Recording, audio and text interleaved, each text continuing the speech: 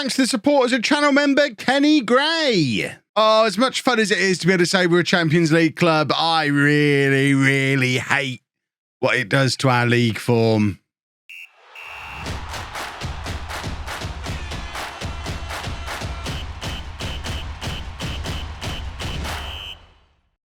Hello and welcome to Club 4, part 17 of Non-League to Legend. I'm Kevin. Coming up on today's episode, we have a Champions League game for you away against Monaco, and then just the small matter of Manchester City in the Premier League. After that, we've got Arsenal in the Premier League and Monaco again in the Champions League. These are four massive matches. I'm not going to show you all of them, but as you can see from the league table, Arsenal and Man City are very much the two form teams in the Premier League. We very much not so. Although we're still in third place, we've only actually won one game since the last episode. You saw us lose against Watford, and we then got knocked out of the Carabao Cup by Chelsea. We got two players sent off in that game. Bunch of maniacs. But we then also lost against Leicester. Absolutely spanked Salzburg away from home in the Champions League, which is nice because it means the Champions League group is looking like that, putting even more importance on these two games we've got now with Monaco. And then managed to beat West Ham, but struggled again against the bottom of the league side, just like we did against Watford. Fulham now bottom of the league, and we couldn't beat them either. So the Premier League table looks like this. 8 games in. We're third in the league. I mean, we can't complain too much. We're obviously not close to being a title challenging team just yet, or I might be changing my tune in 2 matches' time after we've played both Arsenal and Manchester City. But at the same time, despite the ropey form we've had over the last 4 matches, we're actually still in the Champions League mix as well. We're closing in on halfway through the group stage. If we can still be within touching distance of the top 7 by the time we get through the Champions League groups, I think we need to be fairly confident that we'll be back in Europe again next year. So that'd be nice. That'd be very, very nice. This is a team that we're putting out there for the Monaco game. We're watching the away game against Monaco, and we'll be doing the home fixture off camera. If we can pick up a draw in this game, I will be delighted. To be fair, if we can get 2 draws in this episode, I'd consider that a very good result. So we're going with Hoy and Hal in goal. A back four of Michele, Diallo, Knoll and Romero. Diallo's in because Caio Caesar has picked up an injury. He's got a thigh strain and he's missing a month of football, which is not ideal at such a key stage of the season. And Diallo, on his debut, got himself sent off as well. Debut against Chelsea in the Carabao Cup. But he is going to be in the team for some big matches, including both matches against his former club, Monaco, where he spent the bulk of his career, both before his adventures around Borussia Dortmund and Paris Saint-Germain, and after, before hitting the Premier League in his 30s. So familiar surroundings for Diallo. Fingers crossed we'll do that typical football manager thing and he'll score. That'd be lovely. Zamorano at the base of the midfield, Janusek and Tippel ahead of him, Gilberto Carlos, then behind Abraham and Pedro Luis up front. The majority of the team is picking itself at this point. I love the fact we've got quite a settled side.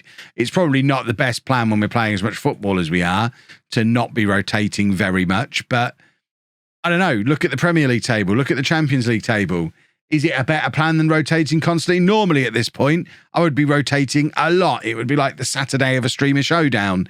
As it is, I'm sticking largely with the same 11 unless I'm forced to change it. And so far, it seems to be working. I expect us to run out of steam at some point, at which point we'll start rotating then and hope we've got enough points on the board for it to be okay, rather than sacrificing points now. It's a bold strategy. It might work. We're going to learn something together. Tipple with the cross. Couldn't find either Lewis or Abraham in the middle, but Romero's going to have another crack at it. He whips the cross over, but it's a little bit too close to the goalkeeper, and it remains 0-0 after 10 minutes here at Monaco. Do Monaco still play on top of a car park? I feel like I ask that every year when we eventually play Monaco in a match.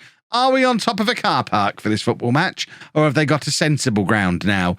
Janusek playing it across to Tipple. Tipple from range.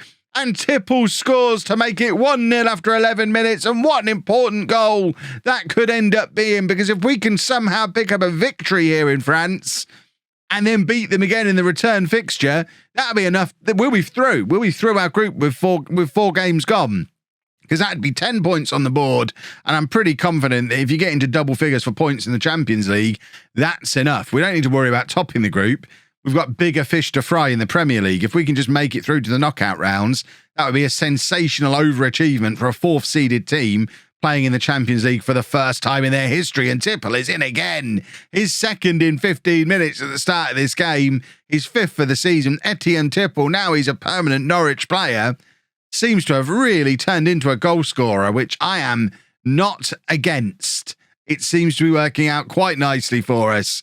I wonder how much it helps in situations like this that he's lurking directly behind Tammy Abraham, who is probably drawing extra defenders away, creating space for Tipple to just arrive late and score his goals. We've seen a couple of examples of it today.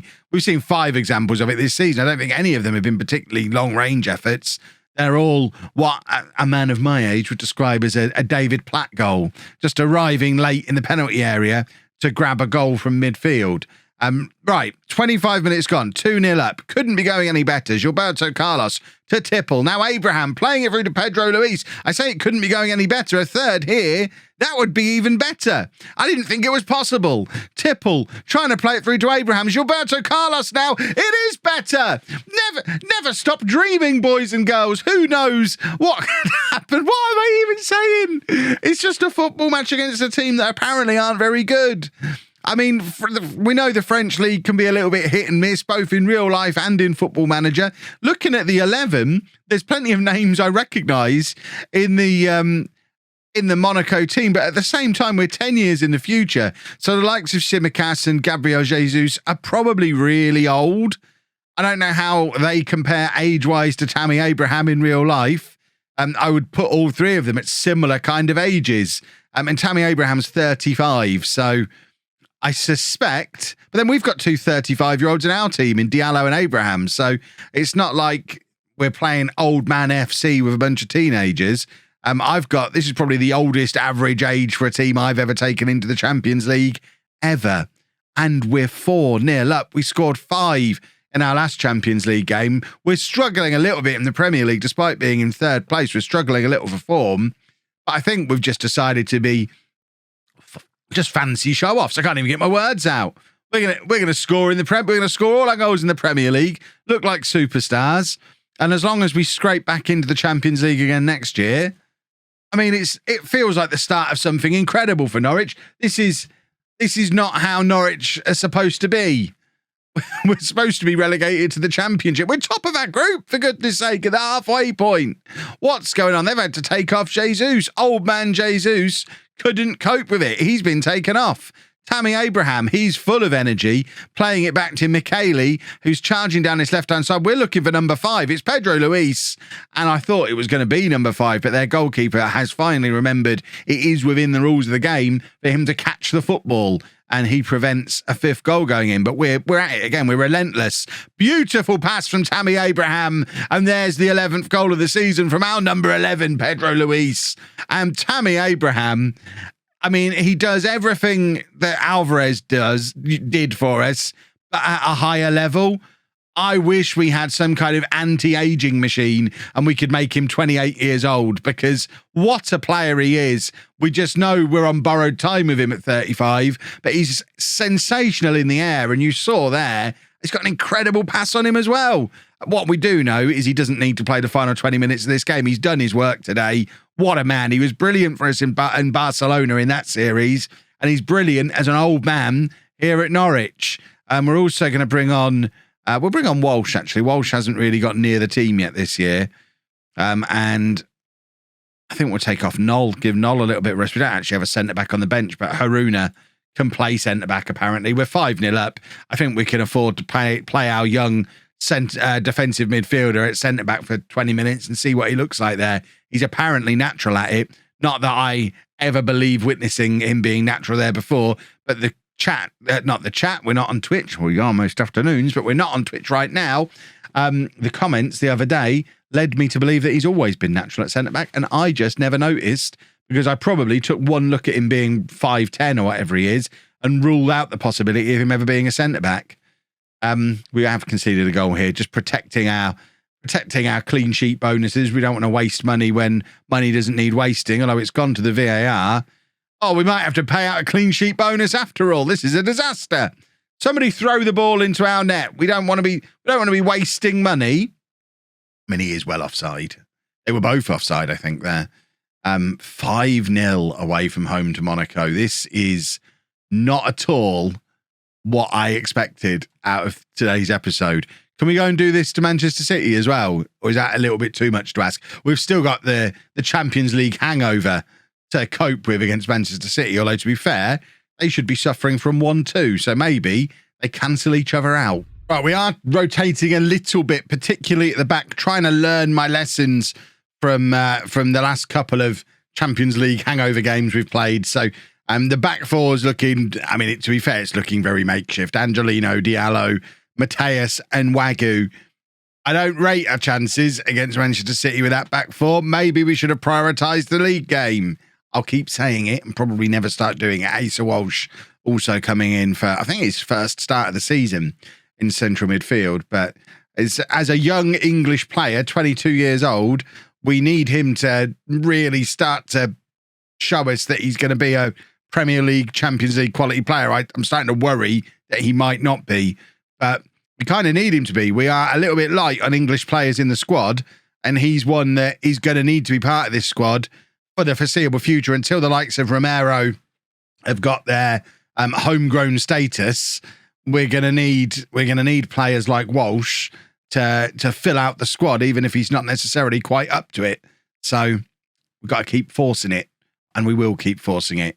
Tammy Abraham picking the ball up deep. I mean, his natural fitness is through the roof. The fact that I didn't even have to question whether or not he could play, because I just knew he could, because he's started every game so far this season, because he's Tammy Abraham, and apparently he never gets tired. We only gave him a 1-year contract because of his age.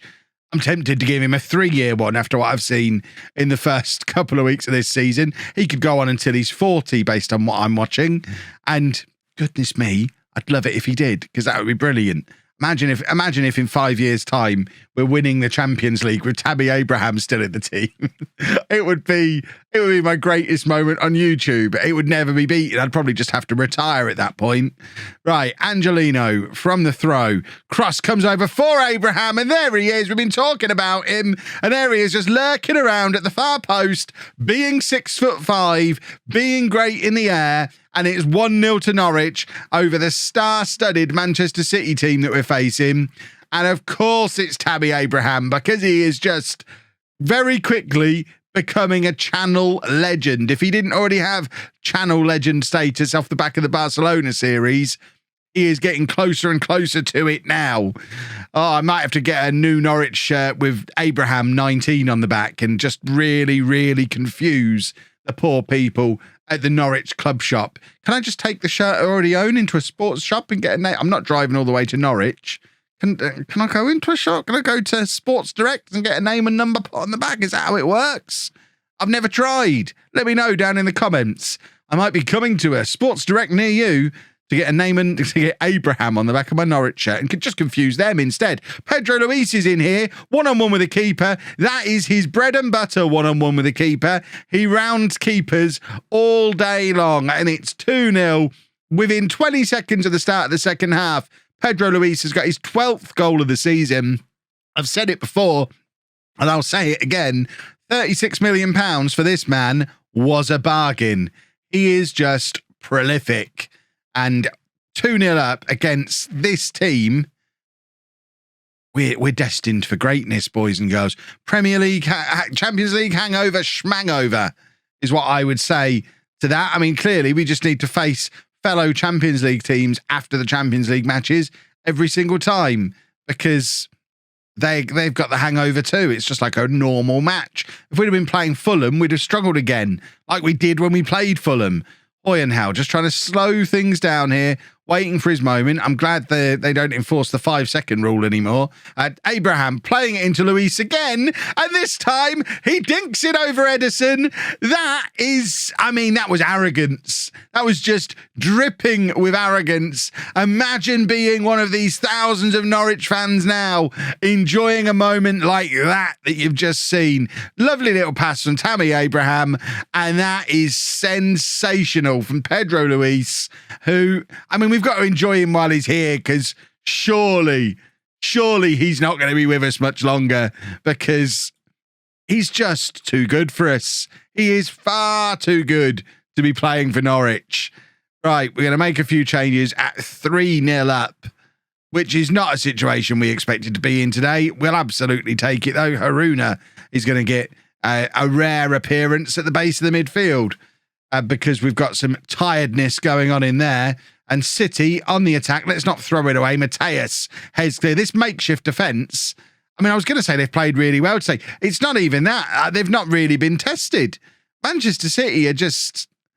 I don't know. It's like they've just come here not expecting what was here waiting for them. I'm not going to complain about it. I probably should have taken Tammy off.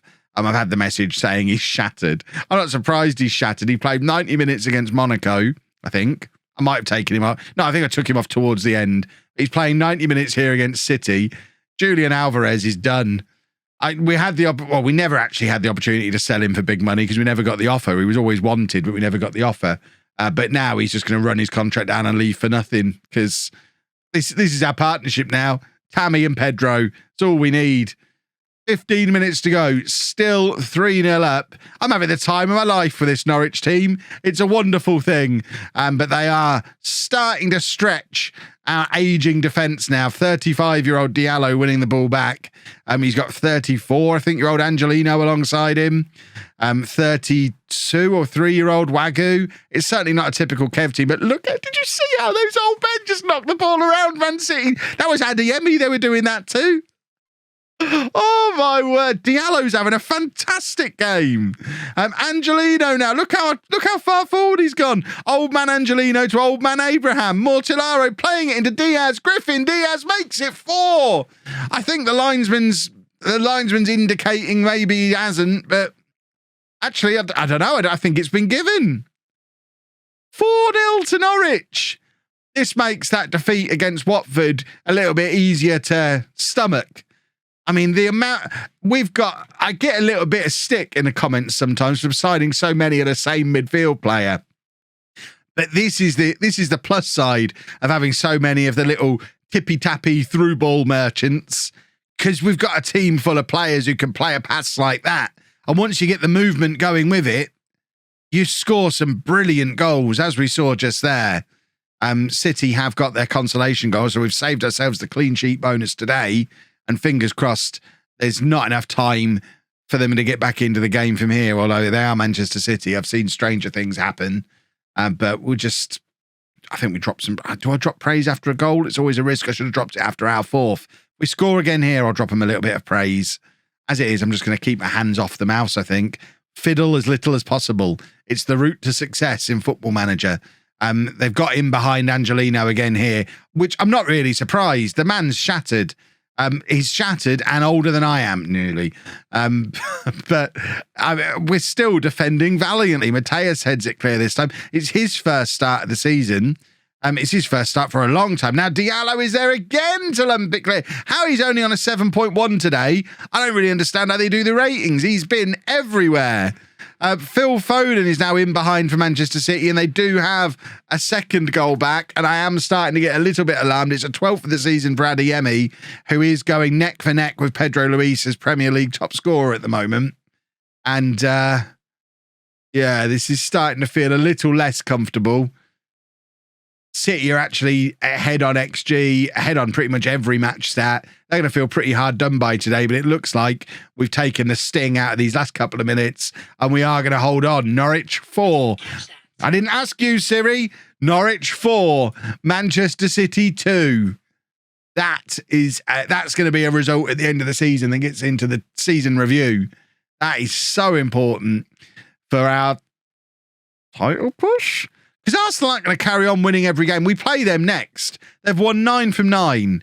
We're going to go and sort them out, but we will do it off camera because I'm conscious not to throw too many matches too close together towards the start of a season. So we'll come back tomorrow as ever, but we'll do Salzburg. I haven't shown you Red Bull Salzburg yet, so we'll show you the Salzburg game, which should, if everything goes well against Monaco, that should be us rubber stamping qualification for the knockouts. And we'll show Sheffield United as well. And fingers crossed, by the end of tomorrow's episode, we should be comfortably within the top 4 of the Premier League still. Maybe even in a title race. And we should have qualified from our Champions League group. Wonderful stuff. After a terrible September, October has been a delight. If you've enjoyed that, please make sure you leave a nice big thumbs up on there for me. Subscribe to the channel for daily Football Manager videos. And thank you very much for watching.